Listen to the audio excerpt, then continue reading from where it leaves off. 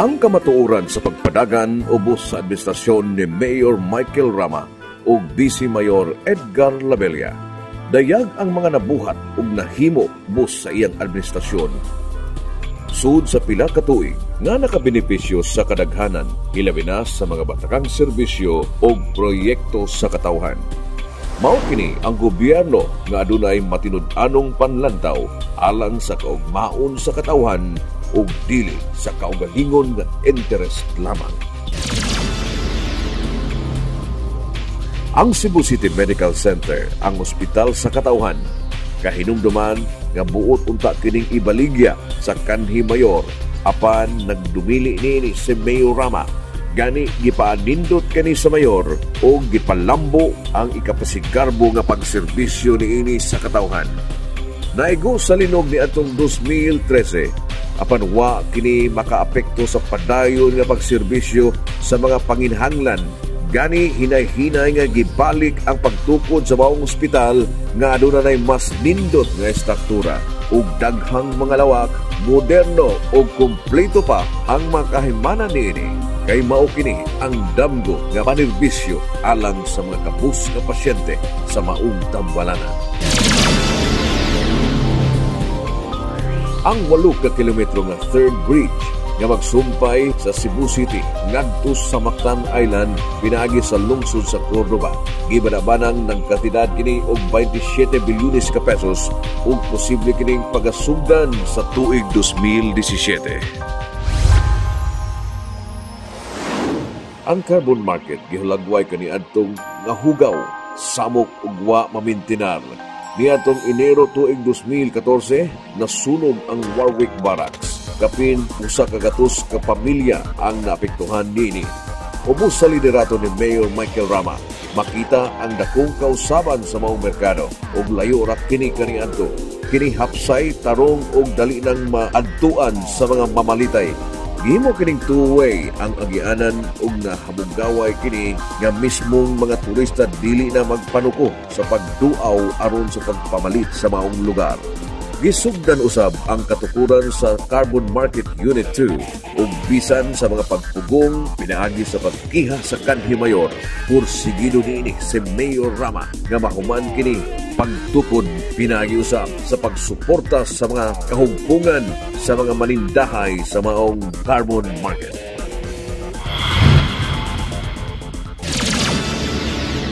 Bisan pa man sa masakit nga kasinatian sa mga nasunugang lumulukyo sa Barangay Lorega o Barangay Careta sa tuig 2013, sila nagpabiling malig-on o malaumon nga matukod og balik ang ilang tagsa-tagsa kaluna.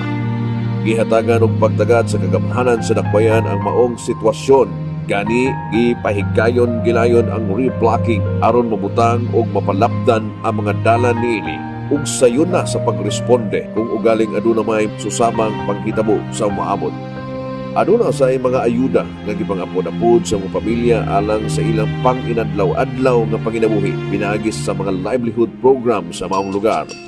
Maaninang nimo sa maong lugar ang kalambuan di lamang sa Lorega ug Careta ang nakatagamtam ug kahapsay apan ilabi na ang mga taga-Mambaling, Lahug, Inayawan ug uban pang mga nasurugan sama sa Tipadilla, Tejero ug uban pa.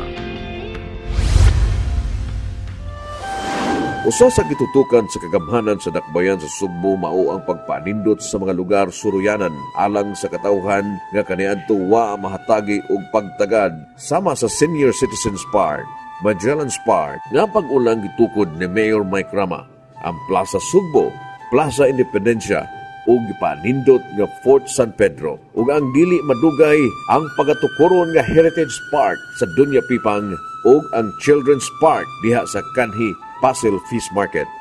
Gitinguha ni Mayor Rama nga dunay daghang kasuruyan na ilabi na sa mga bililhon nga mga okasyon sama sa Pasko, Bag-ong Tuig ug uban pa. Gusto usab niini nga mahimo kining open space nga kabakwitan kung aduna may mga katalagman nga moigo sa dakbayan sama sa linog.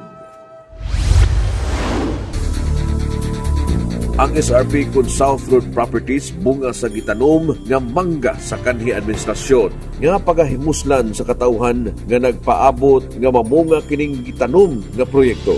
Ang pagbaligya niini ni Mayor Mike Rama makatarunganon gumikan kay gipaagi kini ug usa ka competitive bidding nga maura ang angay sa usa ka LGU sa pagbaligya og mga kabtangan ug propiedad pinaagi sa public bidding. Mikabat ngadto sa 38,000 pesos matag metro kwadrado ang pagkahali niini alang sa 45.6 ka hektarya diin mikabat og dulan 17 bilyones pesos ang kinatibok ang pagkahali niini timaan sa dakong pagsalig sa mga investor ni Mayor Michael Rama. Busa dako kini nga kaugmaran hilabi na sa mga tigpamahunan nagkahiusa gayon para mapalit kini busa atong nakita ang ilang pagsalig sa administrasyon. Uban sa katuyuan nga mamahimong arangan og hamugaway ang kinabuhi sa katawhang sugbuadon, giduma sa dakbayan ang mga kakugi niini nga naggastos og dagkong kantidad alang sa mga batakang serbisyo kini wa gibaliwa sa kagamhanan sa dakbayan ug gani padayon ang pag-alagad pinaagi sa ayudang pinansyal alang sa mga senior citizens, person with disability ug ang burial assistance nga gigahinan aron masuportahan ang ilang mga sukaranong panginahanglan. Wa pod magpauhi ang CHAP o City Hospitalization Assistance and Medical Program nga nakaalagad na sa libuan ka mga individual. Gatusan ka mga bata ang natagan o ikaduhang higayon aron mausab ang ilang ginabuhi pinaagi sa Operation Second Chance Program. Bisan ang mga kabaranggayan, wa pasagdi sa kagamhanan sa dakbayan ang mga panginahanglan niini.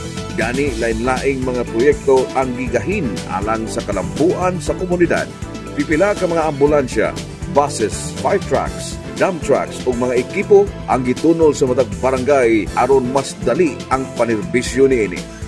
Ang City Hall sa Bukid or City Hall at your doorstep parihong naghatag og serbisyo sa mga barangay sa dakbayan. Gumika niini gipaduol sa dakbayan o gipaduol sa Cebu City Hall ang mga batakang serbisyo ngadto sa katawhan matag barangay ilabi na sa bukirang bahin sa syudad. Ang programang Land to the Landless o Let There Be Light nakatabang sa pag-apod-apod ug abag sa katawhan alang sa ilang malinawon ug masanagon nga pagpuyo. Sa pagkakaroon, mikabat na 264 ka mga benepisyaryo ang nakadawat sa ilang land title o laing 13,978 ka panimalay ang nasugan sukad sa pagsugod sa mga programang Let There Be Light niadtong 2012. Gipahingusgan sab ang ayudang pinansyal alang sa feeding and daycare programs, barangay health programs ug nutrition scholars para sa himsog nga panginabuhi sa mga tinun-an nga mga bata ug mga kabatan-unan. Usa sa gitutukan sa kagamhanan sa dakbayan mao ang pagpahigayon og mga libreng medical ug dental mission, mga programa alang sab aron masustinehan ang maayong panglawas sa matag miyembro sa pamilya. Usa sa gihingusgan mao ang aksyon kontra dengue, dihang namatikdan nga misaka ang porsyento sa mga nabiktima sa maong kaso sa ngayong gituig. Usa ang dakbayan ni pahigayog listing o info advocacy program aron mapatibdan ang mga kabatan-unan niining dengue lamok. Gipahigayon usab og bakuna og anti-rabies alang sa mga nagmakan og giro.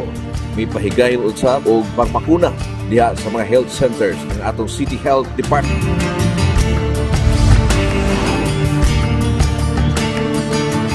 Dili kalimod ang kalig-on sa kagamhanan sa dakbayan ubos sa Administrasyong Rama.